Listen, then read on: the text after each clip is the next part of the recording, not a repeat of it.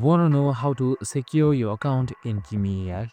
Well, no worries. In this video, I'm going to give you some tips on how you can make your account safer and make it more secure so that you get rid of hackers and make sure your account is safe. So let's get right into it. So first things first, there are some steps that you need to try. So I'm just going to explain you how I can do it in just under a minute. So on the bottom left side, you should be seeing this profile right here. You should be seeing your avatar with your name, just simply select this box, and it should show settings right here below user feedback, just simply like that. So now once after the settings, here you should be seeing your profile right here, just simply like that. And now once you're there, make sure you link your phone number. So what linking your phone number does is it gives you a two-factor authentication option. So you can just simply turn it on and you can just simply use that to sign in. Next, you can also enter third-party login, that is WeChat or Google. This will also help you alert on logins and much more. And that's it. Super simple and easy.